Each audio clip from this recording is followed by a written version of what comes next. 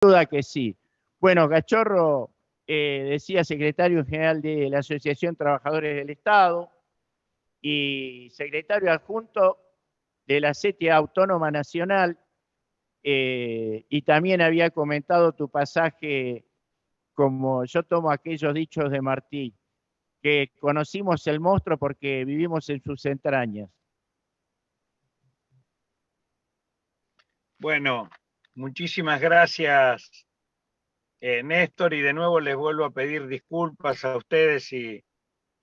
a los oyentes por esta desprolijidad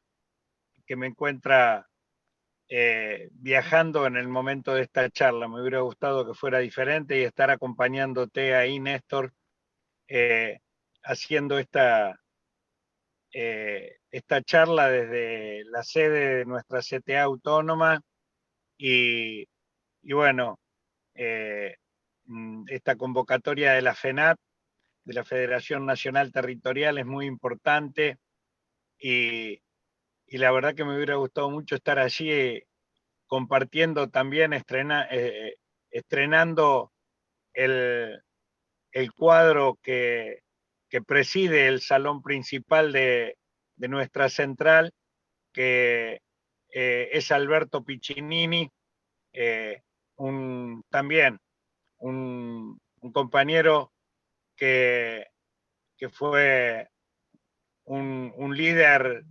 de los trabajadores extraordinario en Villa Constitución y que, bueno, lo conocí personalmente en las cárceles de la dictadura y con él pude después encontrarme compartiendo juntos la fundación de la CTA y este camino que iniciamos hace 30 años en el Grito de Bursaco y que nos enorgullece tanto como clase trabajadora en la búsqueda de un nuevo modelo sindical que pueda hacer realidad los sueños revolucionarios de nuestra clase. Decías bien, Néstor, que estamos haciendo este homenaje a los mártires de Trelew en este año, que son 49, desde esa fecha aciaga del 72, pero también en un año donde se cumplen 100 años de la Patagonia Rebelde, ese paro extraordinario de trabajadoras rurales que terminó siendo derrotado por una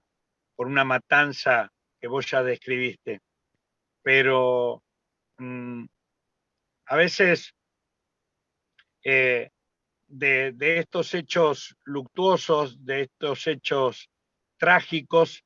es importante destacar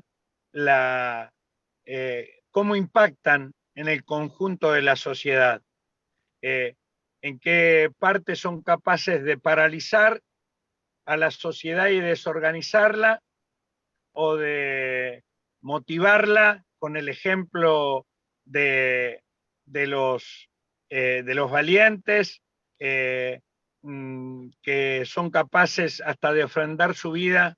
como lo hicieron en aquella Patagonia rebelde o como lo hicieron nuestros compañeros en Trelew, para poder motivar que el pueblo abrace un ideal. Y desde ese lugar quiero hablar, porque en ese año 72, quien les habla solamente tenía 17 años, era un pibe que empezaba a, a comprender la realidad política de nuestro país, de un barrio de la ciudad de La Plata, y la verdad es que ese hecho brutal, trágico, criminal de la dictadura fue lo que me empujó a, mirar con más atención la contracara de esa conducta criminal que era la de los compañeros y compañeras que ponían su vida en la cárcel en función de enfrentar y derrotar a la dictadura de Lanús en ese momento. Y así es como comencé mi vida militante, empujado por ese influjo heroico de nuestros compañeros, que con el correr de los años pude hacer más consciente, pude hacer más racional. Yo siempre digo eh, que podrá haber pensamiento revolucionario y estrategias revolucionarias de cambio, pero el primer impulso es la rebeldía. Y bueno, y lo que me movió fue la rebeldía frente a la injusticia, frente al crimen, pero también el intento la situación de admiración para esos hombres y mujeres, todos muy jóvenes, pero que para mí no lo eran, porque ya digo, yo era mucho más pibe, y que me movieron a iniciar esta vida que me trajo hasta acá, con más alegrías que sinsabores, a pesar de las derrotas, a pesar de momentos aciagos, porque en la búsqueda de construir un país distinto y de compartir el camino con compañeras y compañeros con semejantes valores, como los compañeros y compañeras que cayeron en Trelew, con los que tuve que transitar muchos momentos, tanto en la vida inicial, militante, de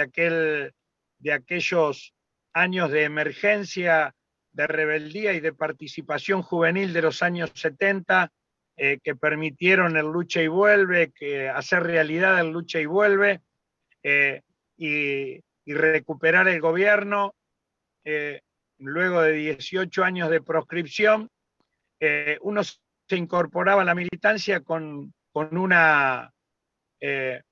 mochila de identidad de clase trabajadora, de identidad y de búsqueda de objetivos revolucionarios, y esa mochila a uno lo marcó para toda la vida y pudo ir con esos valores, enfrentar también momentos tan difíciles como los que atravesaron nuestros compañeros en Trelew y contra la dictadura de Lanuse, ya enfrentando la dictadura genocida de Videla y Martínez de Hoz. Y luego, en ese marco, apostar a la recuperación de la democracia,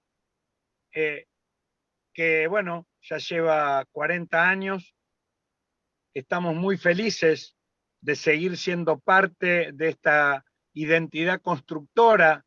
de la clase trabajadora a través de nuestra CTA autónoma y de otros instrumentos que nuestro pueblo va construyendo para dar respuestas políticas, sociales y culturales al drama de la dependencia y la injusticia que se descarga sobre nuestros pueblos. Y con la convicción, retomo acá lo que decía Alicia recién, que somos conscientes de que es una democracia restringida, limitada, y que solamente el poder popular, la organización y la participación popular podrá, con más democracia, mejorar los males de esta democracia. Y eso, para que haya más democracia, deberá haber más poder popular, más organización consciente de la clase trabajadora, del movimiento cooperativo, de pequeños y medianos empresarios del campo, de la ciudad, campesinos, de un estudiantado consciente, de profesionales patriotas. Y bueno, en esta búsqueda de profundizar la democracia está la estrategia adecuada para que la unidad no sea amontonamiento, para que la unidad sea consciente en un camino emancipador en nuestra patria. Estoy muy agradecido a las compañeras y compañeros de la FENAT, por haber tomado la iniciativa de este acto, de darme el privilegio de compartir con Alicia y con Fernando la posibilidad de este panel, porque, bueno, porque es bueno poder decirle a ellos que fue su conducta las que nos motivó a mí y a miles y miles de otros dirigentes, de otros militantes, a ingresar en esta apasionada búsqueda de construir una patria emancipada y hacer realidad el sueño de la revolución inconclusa que nuestro pueblo, como otros tantos pueblos de América Latina y el Caribe, seguimos teniendo como un objetivo a concretar. Muchas gracias, Alicia, muchas gracias, Fernando, y un abrazo a todas las compañeras y compañeros, y mi homenaje emocionado a los mártires de Trelew, a los compañeros que en ese momento sobrevivieron y que después tuvieron el coraje de seguir militando y cayeron en las garras de la dictadura genocida de Videla y Martínez de Oz. Me acuerdo entre ellos de Camps, de Berger, y entonces mi homenaje a esos mártires y a nuestros 30.000 detenidos desaparecidos, porque en ellos late y está viva la llama revolucionaria que seguirá alimentando nuevas generaciones y a las que uno humildemente trata de aportar con el esfuerzo cotidiano de ser coherente entre lo que decimos y lo que hacemos. Abrazo fraterno para todas y para todos. Gracias, Cachorro. Hugo Cachorro Godoy, secretario general de ATE y secretario adjunto de la CTA Autónoma, de esta casa. Y un orgullo realmente estar compartiendo este espacio y este homenaje a nuestras compañeras y compañeros fusilados allá en Trelew y a toda aquella lucha que se gestó desde dentro y desde fuera de la cárcel de Rawson, la unidad penitenciaria del Servicio Penitenciario Federal, la U6. Y para mí un honor realmente haber presentado a Alicia, a Cachorro y ahora presentar al compañero Vaca Narvaja, que fue parte de la conducción de Montoneros y que estuvo allí en aquella organización como estuvo Alicia, de lo que fue esa experiencia política tan importante que se constituyó en la fuga de Rawson y después en los fusilamientos de Trelew. Vasco querido. Bueno, compañeros, muchas gracias por la invitación.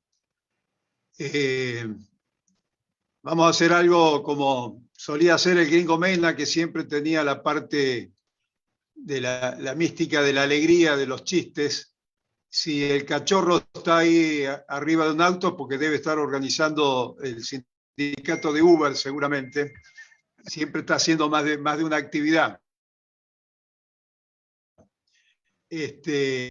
Bueno, poniéndonos un poco más serios, yo creo que el contexto lo desarrolló bien Néstor, Alicia, el Cachorro, de lo que teníamos en ese momento. La dictadura militar, el objetivo que tenía con estas cárceles de máxima seguridad era, en primer lugar, aislar las organizaciones armadas, las organizaciones sindicales, estudiantiles, todo lo que fuera rebelión o resistencia contra las dictaduras militares y todo lo que fortaleciera la lucha de nuestro pueblo. Por eso buscan dos cárceles, una la del Chaco, a casi 1.600 kilómetros de distancia de Buenos Aires, y la otra de Chubut, la de Rawson. En la Patagonia, una zona de menor población y de la estepa patagónica, o sea, un terreno inhóspito y de no fácil acceso. El segundo objetivo clarísimo siempre fue desvirtuar la historia del movimiento popular y de las luchas. Eso lo vemos al día de hoy, esto de invisibilizar a las luchas de nuestro pueblo y a sus dirigentes. El tercer objetivo claro fue, a través del terror, amedrentar e intentar quitarnos la voluntad de lucha, que es lo que intentan hacer con la masacre de nuestros compañeros en la base Almirante Sar. Es decir, esta idea de castigo ejemplificador para que no hubiera ninguna rebeldía, como decía el Cachorro, no hubiera militantes populares que osaran, digamos, levantarse contra el poder constituido. Y el tercer objetivo era separar los cuadros políticos, sindicales, revolucionarios de la gente. Es decir, en esa política de aislamiento, tratar de que no se diera ese nexo. Ninguno de los objetivos lo pudieron lograr. La reacción de nuestro pueblo, que esto que decía el Cachorro, cuando después de esto terrible que fue el martirio de nuestros compañeros, la masacre en la base Almirante Sar, cuando los compañeros son llevados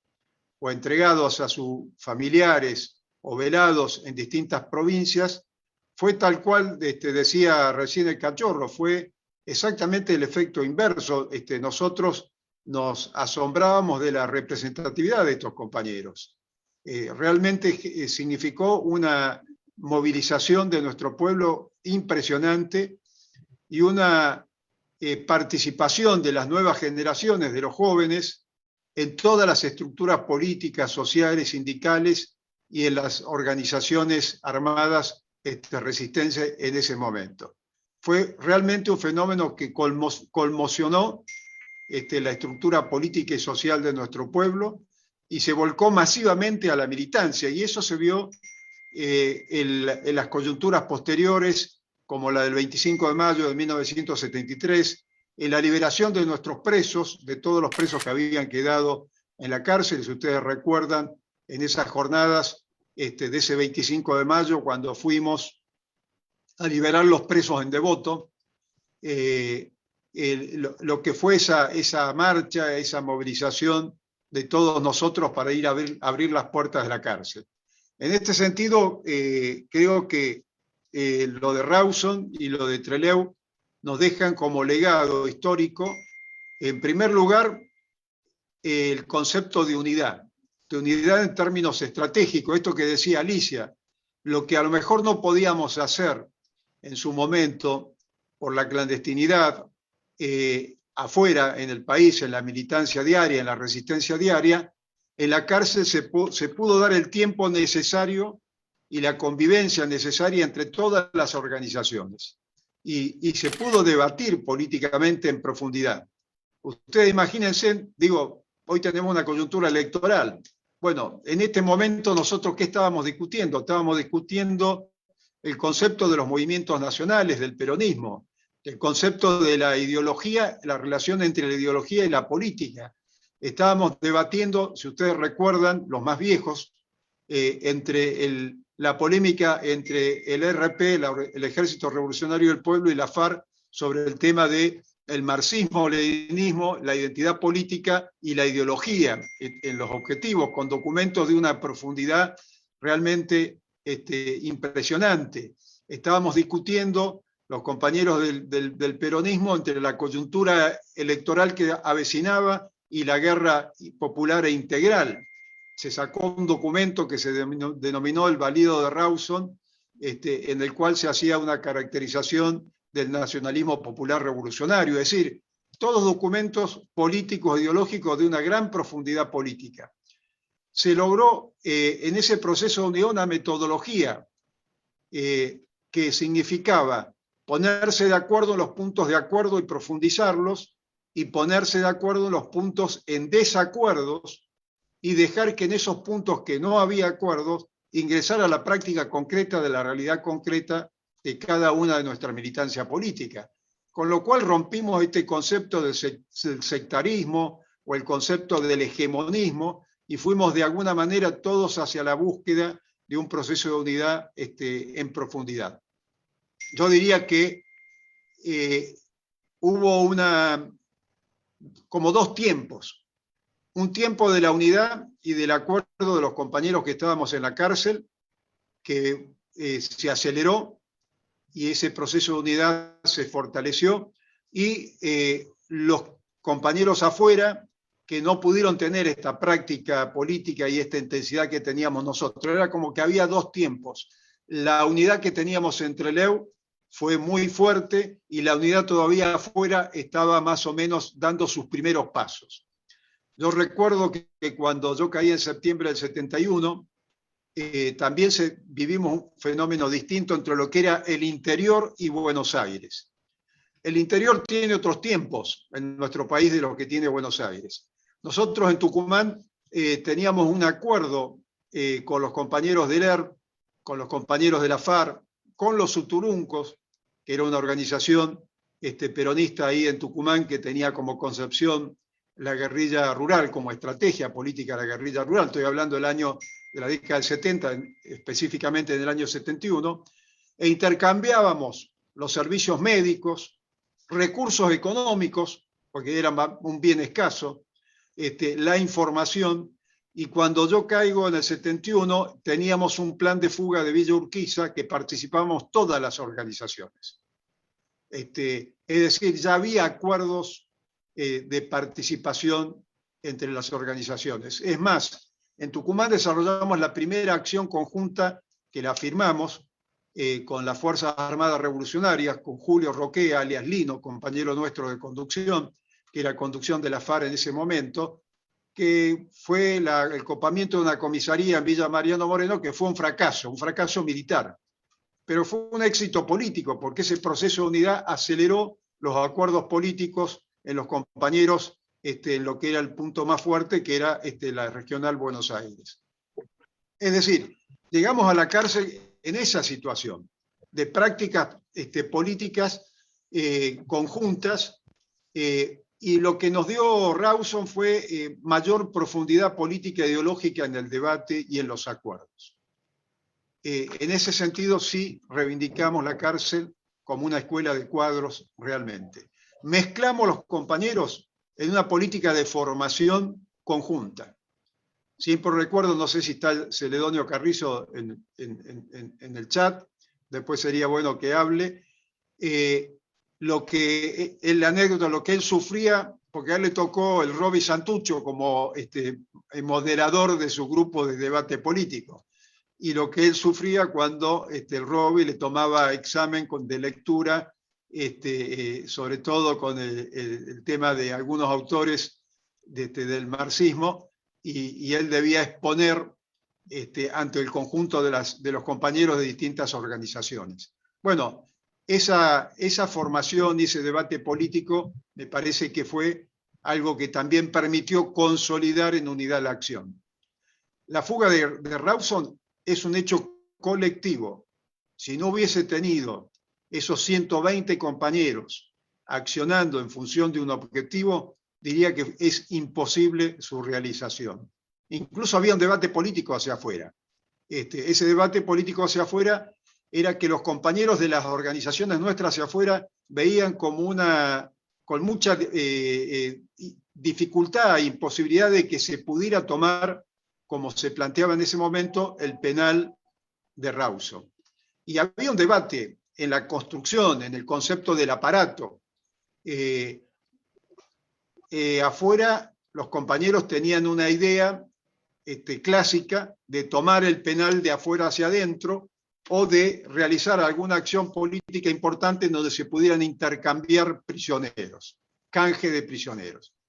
Nosotros planteamos de adentro que se podía iniciar la acción utilizando el principio de la sorpresa, que era tomar el penal de adentro hacia afuera. Y que para esa acción había que utilizar lo que el propio enemigo hacía, que eran las inspecciones militares. Y como además se dio ese principio de masa, que había un compañero, un militante sensible a las causas nacionales y populares, que era un guardia cárcel, que había sido en ese momento carcelero de Cámpora, cuando Cámpora estuvo preso en el sur, que permitió el ingreso de un uniforme militar y de una pistola que a su vez nos posibilitó simular esa inspección militar, desde el último pabellón donde nos encontrábamos nosotros hacia el resto de los 6 pabellones del penal, la administración y el sistema de la guardia externa que tenía el penal. Eso visto desde afuera casi era muy difícil de poderlo visualizar, porque concebir una operación con 120 hombres y mujeres que conocieran la operación y que no se filtrara ninguna información, realmente no era fácil poderlo entender desde si no estaba uno viviendo esa práctica concreta. Entonces, el tema de la unidad y el tema de la acción colectiva creo que son 2 rasgos fundamentales a destacar y como enseñanza, como principio de la práctica y la experiencia de Rausa. Y la metodología, esto de unir los compañeros para romper el sectarismo político, romper el tema del hegemonismo, tener claro el enemigo principal y poder diferenciar y consolidar los acuerdos, los puntos de acuerdo, y poder dejar los puntos de desacuerdo en un debate político donde la práctica pudiera entrar como materia prima para poder avanzar en ese proceso de unidad, me parece que es el otro principio fundamental. Por eso cuando decimos, que se nos decía Alicia, se nos vienen los 50 años de Trelew, tenemos esa esperanza, ese sueño de que en esos 50 años podamos llegar como homenaje a los compañeros con un proceso de unidad y de convocatoria de todos los que seguimos militando desde el punto de vista político con el mismo objetivo, con la misma convicción, con la misma entereza. Todos somos militantes políticos, unos más viejos y otros más nuevos. Y esa unidad va dirigida, como le hemos ido charlando con muchos compañeros, en un proceso refundacional. Está en nosotros poder generar eso que nos falta, ese enorme vacío que nos ha quedado en estas luchas contra 2 procesos militares, en esta lucha contra los grupos paramilitares de esa democracia tumultuosa o de esos gobiernos constitucionales que hemos tenido, como ha sido el 73 al 75, y los 37 años de democracia, de los cuales evidentemente no podemos estar conformes ni satisfechos. Hablamos más de gobiernos constitucionales que de gobiernos democráticos, porque como decía Cachorro, digamos, si comparamos los índices de pobreza desde el 74 con los índices de pobreza que tenemos después de 37 años de democracia, por lo menos tenemos que interpelar esta democracia porque dista mucho de lo que es la profundización de estos procesos. Y en ese sentido, yo siempre rescato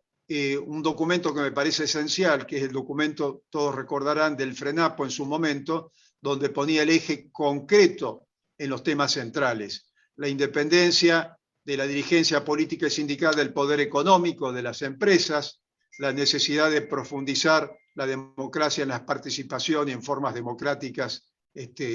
claras, prácticas, el tema de la finalización de la economía, es decir, este modelo de valorización financiera que nos han impuesto y que todavía sigue intacta a la medida que las leyes económicas de Martínez II siguen vigentes. Es decir, en ese sentido diría que hay continuidades de leyes que nosotros tenemos que realmente erradicar de nuestro país si queremos cambiar desde el punto de vista estructural y cumplir esos objetivos que soñaran nuestros compañeros. Es decir, las continuidades a nivel del tema judicial. A nosotros nos juzgaron un camarón federal